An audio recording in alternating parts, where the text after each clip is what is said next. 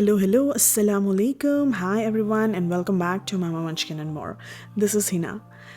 Today, I want to talk about the journey of rediscovering yourself 1 year postpartum. And before that, I just want to talk a little bit about this video and the videos of a similar kind that I'm going to post in the future. So, this is a pod vlog style, which means a combination of podcast and vlogging because I love podcast and my audience love vlogs. So, I just thought I might, mix them up and just follow the trend these days and see how it goes, and we can take from there. So, let's talk about the 1 year postpartum journey. Well, as we all know, it's a journey of, filled with ups and downs, with moments of joy, sadness, and it's something so many moms struggle with, and I'm no different. And especially that, I'm an immigrant mom living in Canada with my husband and two daughters. We don't have a family nearby to help us out on a day to day basis. It's just us, and recently my youngest one started daycare, and I'm trying to figure out for myself a routine, getting back to my old self, being more productive, and all that things. But I thought, let's explore why this transition is really very tricky for moms going from, having babies at home and going back to work, and how we can navigate it. But before that, I just want to say what I'm doing here. So I just finished my namaz. I had to do a qadha prayer because my little one woke up just around Fajr namaz, and was feeding her. I put her back to sleep, and then by the time namaz time was done. So anyway, I just finished my namaz, and I just thought I will have some lemon water, hot lemon water, with a little bit of sea salt in it. It's a natural electrolyte. I know it awakens us up. It's good for your body as well. Well, not like a weight loss perspective, but just in general. So here I'm just adding in some sea salt. But yeah, coming back. So let's talk about the shift from a busy life to silence. For the first year, life is nothing but full of feeding, changing diapers, sleeplessness, nights, like everything in between. But alhamdulillah, my second daughter was a very good sleeper, so I really didn't struggle much. But except for when she grew a little older, she started nursing more frequently. Well, that's a different story. And as we all know, we moms are very busy, constantly busy. And then suddenly when your little one starts daycare or school, it's like someone hit the mute button on your life. And the silence can be very overwhelming at times. Like when my youngest one went to the daycare as well, the very first day, I was all alone in the home. My husband was also away on a work trip. And it felt so calm, serene, and at the same time, I was missing my babies. And the quietness is kind of, a both relief and source of anxiety. And here I just sat down with my lemon water and also this current book which I'm reading, the 12-week year.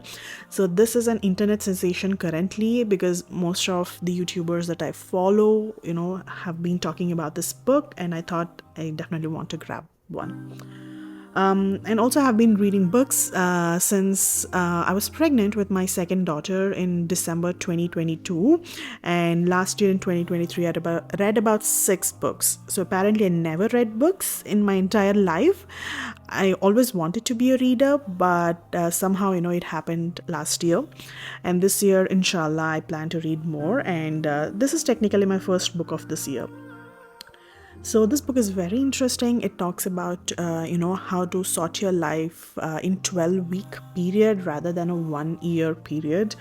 Anyway, I just read a couple of chapters, and that cute little kitty cat is my bookmarker. So I just ordered a bunch of them and I use for my different books. So let's come back to the topic and let's learn about the emotional tug-of-war. On the one hand, you finally have some time for yourself. You can, work, clean, exercise, or you can just simply lay down on the couch, which is what I did when both my kids went to the daycare, and just sit in silence. But on the other hand, you also miss the chaos, you miss the giggling, you miss breastfeeding, the laughter, and even, the cries. And this emotional tug of war makes it extremely hard for us to focus and be more productive. Moms often feel guilty for, wanting time for themselves and then feel guilty for missing their kids when they finally get that time. I'm not sure about you guys, but I feel like most moms are the same way, right? Like, you want daddy or other family members to take care of your kids, but then when you go out, you feel like, OMG, what my baby is doing. Is daddy taking good care? You have this trust issues no matter what. And coming back to this video here, I'm making eggs for the breakfast. So I'm making boiled eggs. We usually don't do a lot of boiled eggs at home, especially kids love the scrambled or omelette. And here is my little Aizu. Her name is Aizal. And she is just ready for the daycare for the day. Her sister is still sleeping because we had a little late night, because everybody slept late that night. And here I'm making another breakfast, that's lemon rice, because I had leftover rice and my husband was like, let's make it. Here I'm trying to get back to a healthy routine, eating more protein rich food in the morning, and then my husband was like, make lemon rice. And there was a lot of rice, and I was like, chalo, we'll just make it. Anyway, daddy and baba are playing here. She had a little bit of banana for breakfast, and then just, we chat, we talk in the mornings. With kids, life is very fulfilling but also chaotic. So yeah, anyway, here,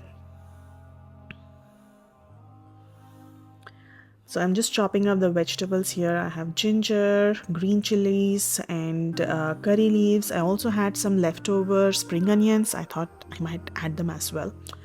And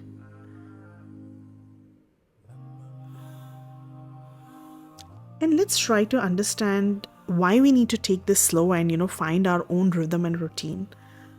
So when I've decided to take it slow, to allow myself, the time to figure out new systems and processes to be productive again. It's okay. I mean, it's okay to not jump into the things right away and be productive, and feel like you are on top of the game. Well, it's not going to happen that soon. It might take few weeks or months. And here I'm making a traditional lemon rice with all the bagar dana, or in Telugu, what do we call? Talimpu. Yeah. Added the bagar dana and hing, lots of peanuts. I love peanuts. And some red chilies, and saute it well. And also whatever I've chopped, I'm going to add in here. What do you guys like? Like, do you like the tamarind rice, pulihora, or the lemon rice?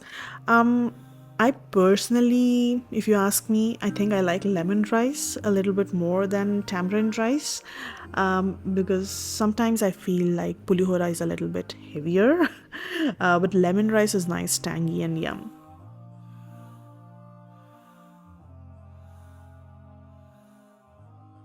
And now, when you're trying to find a routine for yourself, there are several factors that has to be considered, right? And this transition phase, this planning phase itself can take few days and weeks, and sometimes even months. It's important that you find what works for you rather than what the YouTuber mom vlogger is doing on the internet. I mean, I might as well have a routine and I might just share with you so you can get an inspiration. But it doesn't mean that you have to follow it to the T. Anyway, here, after making the lemon rice, I've realized I didn't add the lemon, and I also added salt and turmeric a little bit later, because kids were all around and they were like talking, and I just got distracted. Anyway, I just made this, and once that's done, I went ahead to peel the eggs. So these are the organic eggs, not organic, sorry. These are actually the farm eggs. The yolk is usually quite orangish, and we have been having this for a few months now. There's a drastic taste difference from the store-bought, even the Costco eggs versus the farm eggs. The yolk is super orange, basically. One day I had regular egg along with this egg, and the yolk looked so different. So anyway, I'm just giving my little one the breakfast first because the elder one is not here yet. I'm giving her half egg and a little bit of lemon rice, but I'm sure she'll not eat much because after she started daycare, she had a first episode of stomach bug. So she's literally like, not eating anything since 5 days because of that issue. And that's totally fine. I was expecting it. She's just surviving on strawberries and oranges and some other fruits. And here I've just set her up for the day on the table on her high chair basically, and just offered it. She played around for a bit. I tried to feed her some. And that's my elder one. She's also here today. She just woke up, so I'm just trying to, tell her get ready so we can just have breakfast and leave. I follow baby led weaning, and it's the best thing ever. Sometimes, kids don't eat. That's fine. Probably I'll talk more about it in the future videos. But yeah, for now, she ate few grains of rice and maybe a little bit of egg. She loves egg yolk, but she didn't eat, and that's okay. No forcing. My mantra is simple: never force. If they don't eat, I try to offer it myself, and I try to feed. Even then, if they say no, I just take it away. So as you can see, I think after some time I just took it away because she was not eating. Anyway, just going back, I want to talk about some tips to make the transition smoother when you are trying to be productive again after a year of postpartum. First thing is establish a routine. Create a new daily schedule that includes time for work, self-care, and family. You can do digital journaling, or digital planning, or just the old school style on a paper or in a book, whatever works for you. Second tip is stay connected. Reach out to other moms or friends for support, and having someone to talk, to vent your frustration or maybe your daily stuff can make a huge difference. Here I'm going to drop off my little one first because my elder one is just getting ready. And coming to third tip, set small goals. Don't aim to do everything at once, especially if you have been a productive bug in the past like me. You feel like doing it all at once.